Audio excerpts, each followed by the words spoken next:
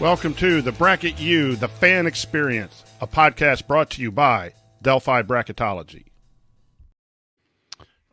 Good evening, everyone. Welcome to Bracket U, a college basketball bracket podcast. We're in our 11th year of bracketology work.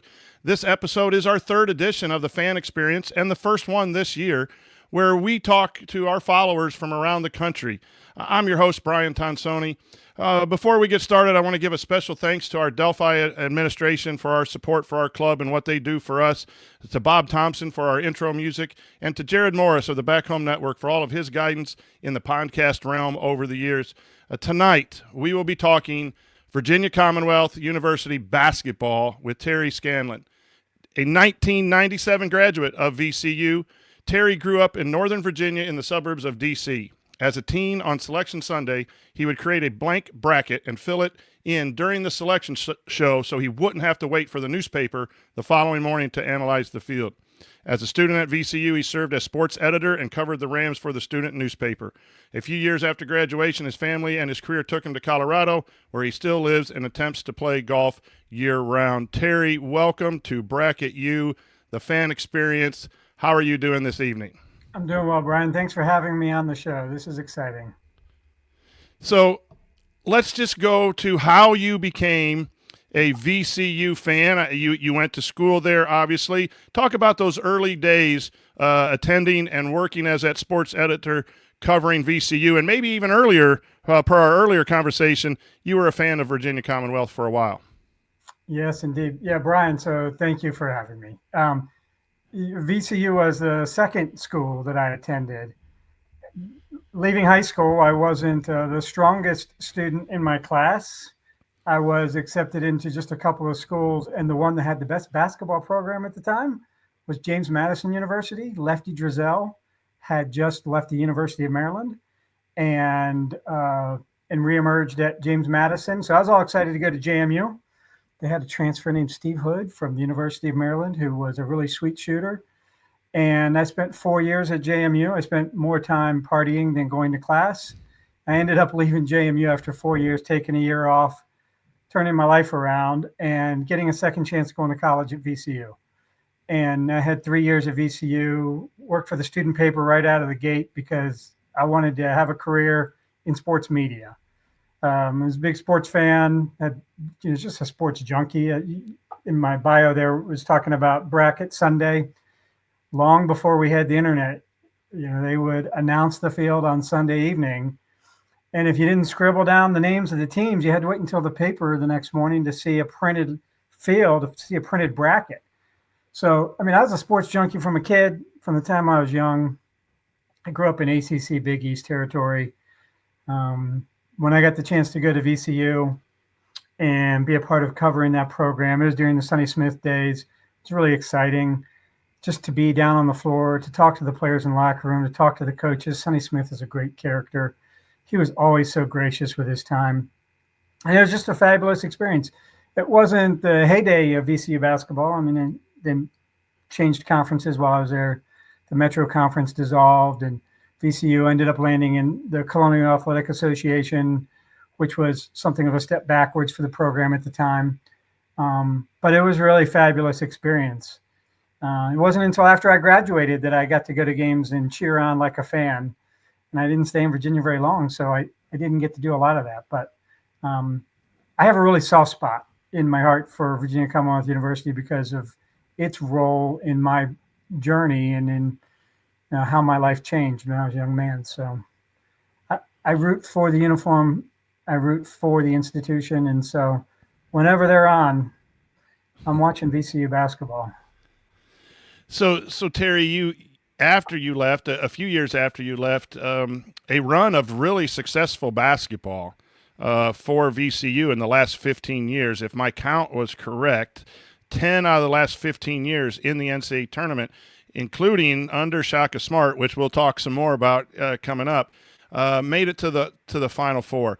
Do you have a few memories of your time there before that era, and then a memory or two from this nice run of 15 years for VCU basketball that you'd like to share?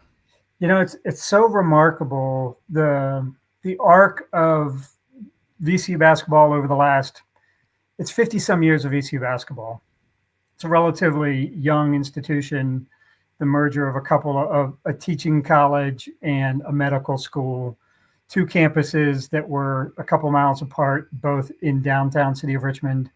And in the last 40 years, the university leadership has transformed the school. While I was there, the basketball program played at the Richmond Coliseum, which was a couple miles from the campus. So we all had to get in our cars and drive down there. And the Richmond Coliseum was a hockey arena. It's really a hockey arena. So the floor was laid on top of the ice. It's one of those joints. And so if you were sitting down there on press row, by the end of the game, your bottom of your feet would start to feel cool, right? The building was cavernous. It was cold, and it was really fairly quiet during VCU games. There weren't a lot of students who went to games. There weren't a lot of fans. If someone got vocal, everyone in the arena could hear that one person yelling at the ref. There really wasn't a great fan following when I was at school there, in the 90s. And then a university president at the time, Eugene Trani, really envisioned remaking sort of the perimeter of the campus along Broad Street. The school transformed over a period of several years. The addition of a number of buildings, one of which was the Siegel Center, I don't know, around year 2000 or so. And adding that building and shrinking the number of seats, because Richmond Coliseum had more seats. And, the Stuart Siegel Center, the Stu, is just so much more intimate that, the students could walk there. And it just revolutionized how students engaged with the program. And there was quite a fan following. We have had a tremendous 25-year run or something of good coaches who come in and build a program and have success. And the students really got engaged. And the program really changed dramatically. While I was there, we were in the same conference for a year with Louisville and Denny Crum. And, if that level of program, Louisville was a top tier program under Denny Crum. And when they came to the Richmond Coliseum, it just wasn't a great crowd presence. If that happened today, Louisville wouldn't go to the Stu. I mean, maybe under a conference obligation they would, but programs of that level don't want to go into Richmond and go into that environment that the students there have really created in the last 25 years. It's just so remarkable.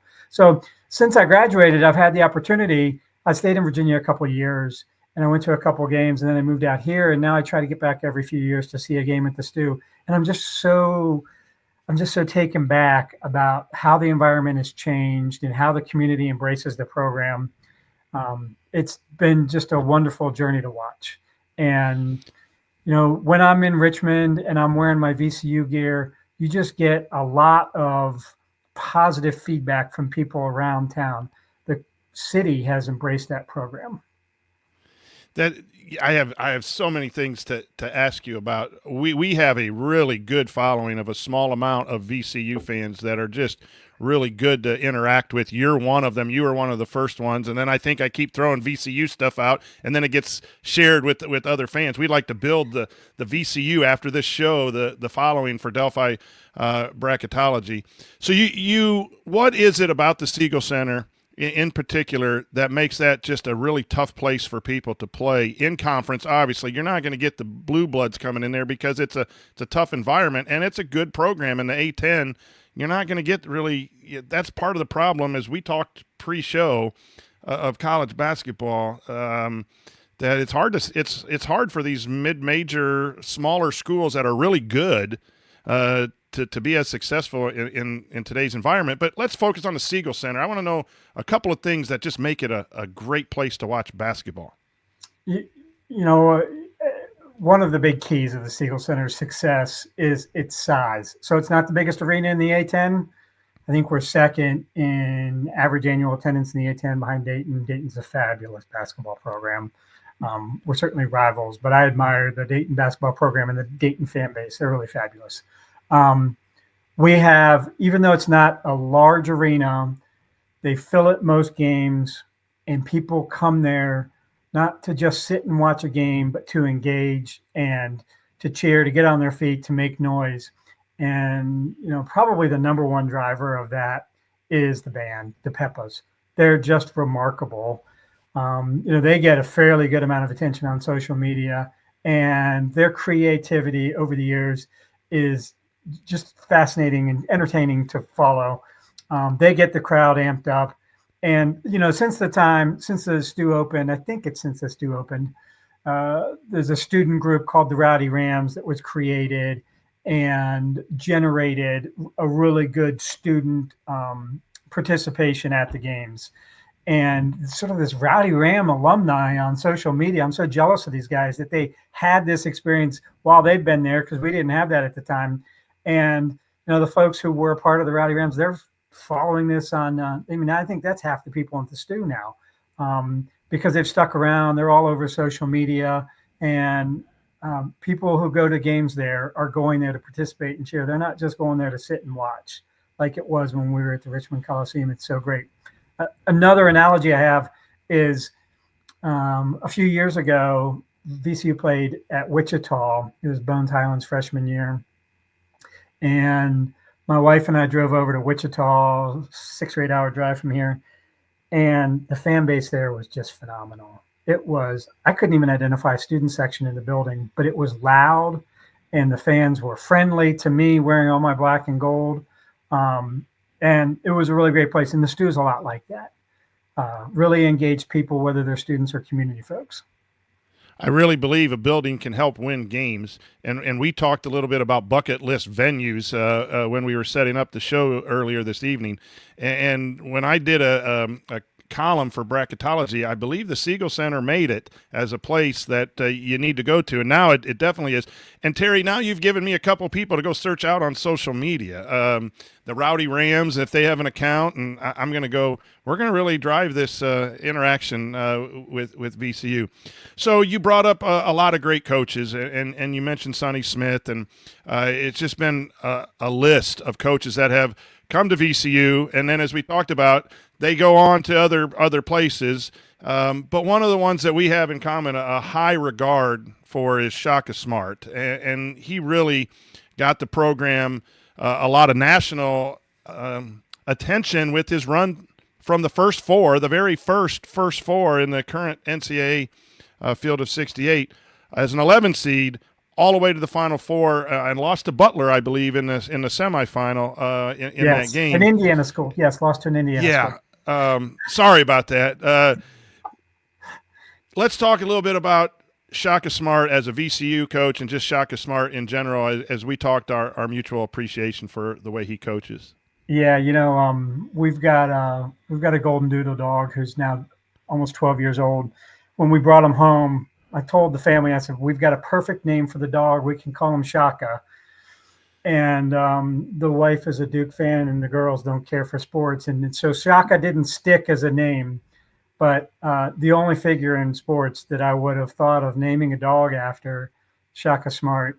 As you mentioned, there's been a great run. We had Anthony Grant and Jeff Capel prior to Shaka Smart. Had success under both those coaches. Beat Duke in the NCAA tournament in round one. Eric Maynor made the shot, the dagger. The guy defending him is now the coach for Duke. It's a great video to see on social media. My VCU banner was hiding a spot on the wall that's unattractive, and that just fell. When they hired Shaka, I had no idea who that guy was. And as Shaka came in and we learned more about who he was as a human being, there's nothing you just love who that guy is. He's all about motivation and lifting up the players and helping them be successful. He's all positive, brings great energy, great attitude, and, really done more to change the institution probably than anyone else in my lifetime. I mentioned a previous university president that did a lot to change the school, but Shaka brought national attention unlike anybody else. And that Final Four run, I was stunned when they were announced in the field that day. And that Final Four run was really, it was just surreal that they won, 2 games in the tournament, let alone 5. 5 wins in the NCAA tournament. It's still unthinkable. It's still hard to believe that it happened, right? We're just, at the time we were a team from the Colonial Athletic Association, right? I mean, and they knocked off schools from 5 major conferences that year. And Shaka Smart had those kids believing they could do it. They beat USC. They beat Georgetown. They beat your neighbor, your local school, Purdue, or as my Nebraska football fans calls them, Purdue. They beat Purdue. They went on to beat Florida State in the Sweet 16, and then just an unbelievable numbing day of just sitting there watching them beat the top-seeded Kansas team on Elite Eight Sunday. Never forget that one. When they lost to Butler, it was one of those experiences where you're like, well, at least they made it that far. Shaka got that stuff. He made that stuff happen. He's the leader. So I'm rooting for VCU this year. Marquette's not far down the list. Yeah, you remember those moments. I was fortunate enough to be at Indiana in 1987, the last time they won a championship, and was able to be a sophomore to go through that. But those memories are just really good. And then Shaka follows it up with winning a game or two in the tournament for a couple years, getting to the second, third rounds of the tournament before he moved on to Texas. Terry, do you have besides that, as obviously a great moment to remember as a VCU fan, is there another moment or two that sticks out to you that will always be dear to you as far as your fandom of the Rams? I mean, if we're talking about on-court basketball, the play of Briante Weber. He came along just a couple of years after that Final Four run. Nobody epitomized havoc. We should retire, by the way, the term havoc. Havoc was a thing that was the identity of VC basketball under Shaka Smart. And it's not the identity of a team that plays good defense. It was what Shaka Smart brought. And Briante Weber was the personification of that more than anybody else. And, there was a play against Butler where he had a backcourt steal and a dunk, and he was 6'0". I mean, he was a skinny, relatively short kid for playing basketball. And he had a play against Butler, a couple years after they had knocked us out of the tournament. And that brought the house down when we beat them at the Stew. That was a really sweet moment. And it was, no kid deserved that moment more than Briante Weber, who really just he was like Shaka, just had a great attitude and great effort in everything he did. Very, very good. So you shared with me, you make a couple trips. You're going to be making a trip here soon to see VCU. Share your plans to see the Rams this year.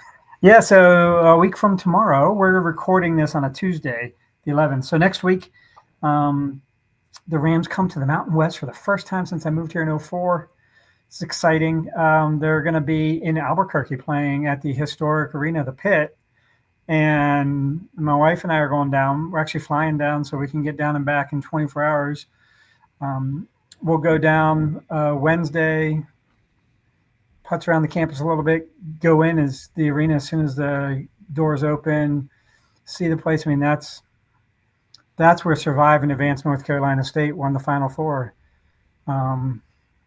Derek Wittenberg to Lorenzo Charles. Maybe I got those guys reversed. The alley-oop to win the game, North Carolina State game that was, one of the greatest college basketball games ever in that arena. So really excited to go there. It's a great opportunity for VCU for building a resume for the tournament. As I've learned from following guys like you, road wins against Quad 1 and Quad 2 teams can be big. Hopefully New Mexico can knock off some other teams after we beat them and they can get up in that top 75. It'd be really sweet. So it's one of the bigger games on VCU's calendar this year, and I get to go see it. I'm really excited. So we talked earlier about bucket list. The Pit is one of those for me that I want to go, so I'm jealous of you being able to go. I add to it, I want to go see VCU play at some point. But you just brought up a lot of good bracketology talk, and so this is where I get a little bit of a shameless plug a little bit. You have been a follower of ours for a while. And you were a bracketologist of your own when you were young, writing those things down and planning out in your mind who is going to win and who is not going to win. Yeah. So, how do you find a high school group from a small town in Delphi?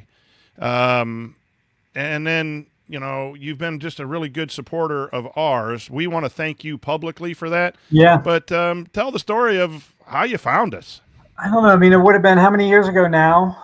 There was a 9 or story. 10. There was a national Yeah. news media story. It was CBS apparently. I've thought all this time it was 60 Minutes. But it was CBS, I guess. They did a story on this high school group who picked the most accurate bracket. And I was unaware of you. I don't even know if I knew like the bracket matrix was there at the time, measuring Mm-hmm. sort of who had the most accurate field projection. And yeah, a great story, really fascinating that you were doing this and bringing the students into it. So I started following your site and your Twitter account, and there are other good bracketologists. There are a lot of bracketologists who seem to look at the bracket matrix before they put their field together. There's some good ones, and you're one of the ones that demonstrates you put out there the information, that the metrics that you're using on making your decisions. And I just learn a lot from you about what is really likely probably going to happen. I think I ping you a couple times every season, hoping you'll say something positive about VCU's at-large chances. And in recent years, it's been difficult for them to be able to cobble together a schedule that even creates an opportunity for that. They don't have very much, they don't have much room for losses in their schedule or certain games. They got to have some non-conference good wins. So, the work you guys do and how you analyze the metrics is really as good as any other bracket person on Twitter. There's some good ones.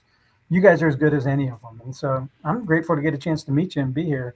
And I feel guilty that I've got this odd background for you today. No, don't worry about that at all. Well, thank you, and we appreciate that. And you've turned me into a VCU fan from afar, and we do watch and we do talk to our kids about, did VCU win? What do they have to do? And it is, from a bracketologist, I love the different levels of college basketball. And one of the things that I've gotten to appreciate about VCU's 10 out of 15 and Shaka Smart and the play of the Rams, as you also mentioned Dayton, and you go to the Mountain West and those schools that aren't the Power 4, Power 5, 6, whatever basketball schools, that is really good basketball. And Terry, I wish, we do what the committee is tasked with doing. Obviously, if I had my wishes, I would include a lot of schools like VCU, like Dayton, like New Mexico, who are deserving, but have a difficult time getting those games that could make a difference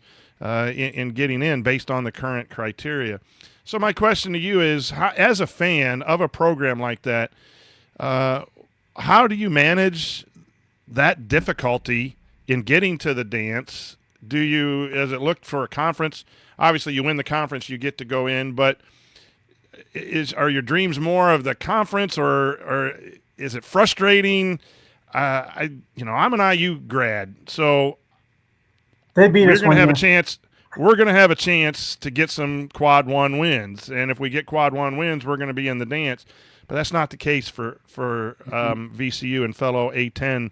And in the years, you used to see 2, 3, maybe even 4 A10 schools get in, and now it's the one in one bid league. So how do you deal with that as a fan? Your thoughts about where the NCAA selection committee is at this point? Yeah, I mean it's frustrating for sure that the metrics that are used for evaluating the quality of programs or the quality of any given team in a certain year really doesn't. I think it favors the larger conference programs. To your point, they're going to look at those quad one wins, and that means a team that goes into the stew in conference play needs to be a top 25 team. Most years, that's not happening. It means if we go on the road in conference play, a team needs to be top 75. Okay, that's Dayton. It's VCU a lot of years for Dayton. And then maybe St. Bonaventure gets in there, right? I mean, a few years before that, it was maybe Rhode Island got in, or maybe St. Louis got in. But there aren't very many opportunities. And all those other games are like landmines on the schedule, you know. And if you lose one of those, if you have a bad day and you're a VCU, you lose to a quad 3, quad 4 school. If you have a bad day in your IU, you lose by 20 points to a quad 1 team, and nobody blinks at that because losing to a quad 1 team, you know, doesn't hurt as much, and you got a lot of other opportunities to beat them. So it's unfortunate that, you know, the metric is a tool that really favors the larger conferences. And there's a thing, you know, there's some aspect of this that I just don't understand on how they develop the rankings from the start of the season. That, you know, if everyone's starting at 0, how the bigger programs with a loss or two still end up in the top 50 when they announce it, you know, a month into the season. They're not all starting with a value of 0 on one of the metrics, and it doesn't. I don't know. It doesn't make sense. It is. It's a It is one frustrating of. thing for a school of our size and for fans. I can only imagine. I sympathize with you. I think Indiana State represented that last year. They had the metrics. They were 29th, 30th, and they actually were one of the first teams ever with a net ranking above 30.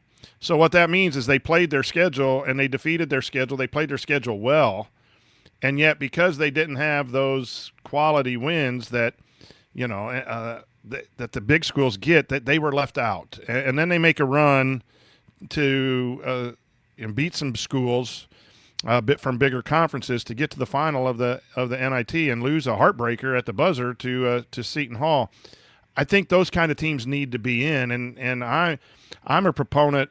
I'm not really a proponent of expansion, which I'll ask you next, unless it is a guarantee that there is some level of fairness for schools that can't schedule like the Big Power Four, and that would include, you know, the Mountain West, the A10, and those conferences, because that's good basketball. As you have witnessed, you know, over your years of being a VCU fan, it's good basketball, and given an opportunity, they can defeat just about anybody in the country. If you're at the top of the A10, you know, top 2 or 3 schools in the A10, you can beat anybody, and especially now with some of the new things. So would you want to see the NCAA tournament expanded, or are you still that young boy that was writing down those brackets of was that 48 at that point maybe, or it was 48 when I was young, I know, and maybe even less than that. No, I'm not that old. I graduated high school in '89, Brian. I mean, it was 64 when I was writing it down. It was never whatever. I'm a little older than you. Whatever the size was before 64, I wasn't following. Like I wasn't following the Magic Larry Bird year. Yeah. I started following a couple of years after that. Yeah, I'm all in favor of expanding the field. The number of Division I teams keeps expanding every year. It feels like it would be right to give more kids an opportunity to play in the NCAA tournament. You know, when they expanded from 64 to 68 and they created those first 4 games, 2 of those first 4 teams, well, 2 of the teams that got in that year were, I guess it's first 4 games, 8 teams playing those first 4 games, but 2 of the teams that got in were UAB, Alabama Birmingham, and VCU. I remember on the selection show, I think it was Jay Billis, who was critical. Dick Vitale might have been critical too, but I think it was Jay Billis that said, does the committee know that the ball is round? Right? I mean, he just had this really funny dig at the committee because he just couldn't believe those 2 schools got in. And, you know, are we watering it down by expanding from 64 to 68? Well, one of the teams that only got in because they expanded, Virginia Commonwealth University, went to the Final Four. They beat 5 teams from major conferences along the way. So they demonstrated that you didn't water down the field by expanding it. They demonstrated that the field needed to be expanded because there were schools that were that could compete for the title that would have been left out if they hadn't expanded. That's probably still true. You know, the number of NCAA teams has expanded. I think the quality of basketball in more conferences, you know, it continues to grow as well. I'd love to see the field expand, and I'd like to see it expand more than just 4 teams. See it expand enough where you've got a good number of first round games and play those on home courts and have the excitement of college basketball, the energy that comes from a college campus, have that unfold in the first round of the NCAA tournament. That would be fabulous to watch. As we wrap up our time here, Terry, I just want to go to a general question about college basketball. When we were on the phone earlier, you were talking about the students and you brought up the pep band and all of that. Over your lifetime of watching college basketball, what does it mean to you to sit down and turn on the television and watch March Madness or even a regular season game? But what is the appeal to you? Obviously VCU, but just college basketball in general. Yeah, I mean these are young. I mean, I call them kids. You know, they're people 18 to 22 years old. They're young guys who have an opportunity to achieve their dream, and it's there's so many teams and players that have the opportunity to do that in the one game knockout of the NCAA tournament. We see fabulous personal stories every year of kids overcoming adversity. And I mentioned I got a soft spot for VCU because it's a second chance place for me. And and you see these stories about guys overcoming and making the tournament. And you see these stories of underdogs winning. And I'm rooting for every underdog in the NCAA tournament. If for some reason, the rare time we've been the higher seeded team or the better seeded team, of course I'm not. But all the other times I'm rooting for the underdog. There's so many great stories that come out of that. So many exciting games and finishes to games that you don't see at the NCAA level, at the NBA level, where the quality of the basketball is better, but the fan engagement is not. And the fan engagement in college is, really sets it apart. And then you just add in these stories of, the opportunity for these for these one game, for just the knockout part, and you can get these great upsets. It's so fabulous to watch year after year. It is getting more frustrating how college sports are changing, and it's harder to follow any given team and know who they are this year. It's good for the players that they can change teams. It's good for the players that they can earn money for being the source of the product that I'm watching. But it's making it harder to be engaged in games that aren't VCU. I mean, heck, every 2 years I got to learn a new VCU roster. Now it's every year I got to learn a roster for another school, for all the other schools too. Yeah, that gets frustrating. But to me, we talked. I root for uniforms. I like watching the uniforms of rivalries. And coaches. Now, for me, there are coaches that I really have come to appreciate. As we mentioned our mutual respect for Shaka. Well, Terry, you've turned me into a VCU fan from afar. I'm going to make it to the Siegel Center at one time. I got 3 years till I retire. Maybe I go on a college basketball trip, and I'll let you know. And maybe sometime we can hook up. But I really appreciate you taking the time for the people who will tune in, and we'll push it out in social media to the fellow VCU fans that follow us and even more on sharing the importance of the schools that we root for. That's what this fan experience is supposed to be. We did Alabama, we did Iowa, and now VCU is the third one, and we want to continue to add that to any followers that are listening who want to come on and talk about their school. I learn about the great sport of college basketball through people like you. So, Terry, any last thoughts before we call it a show? Well, thanks for adding a mid-major to the list before you went through a whole slew of the top schools. And good luck to you rooting for your Hoosiers here in a few days as they go to South Bend for their final game of the season. Thank you. All right, well, that's going to do it for this episode of the Bracket U Fan Experience. We'd like to thank again Terry for joining us today. We'll be back soon with another edition of The Fan Experience, and our weekly podcast that will center on bracketology will return in January. We'll let you know about the date and time. But until then, check out our website, DelphiBracketology.com. Follow us on Twitter at Delphi Brackets, and we'll start updating a lot more. We wait till the data gets somewhat solid, and that is between games 10 and 15 to do a lot of updates on our webpage and put out a bracket. And then if you're interested, we're always kind of searching for donations to pay for pizza, T-shirts, and microphones and everything else. There is a donation page on our webpage to help us with any cost associated with our club. So for Terry Scanlon, I am Brian Tonsoni. Until next time, happy hoop watching.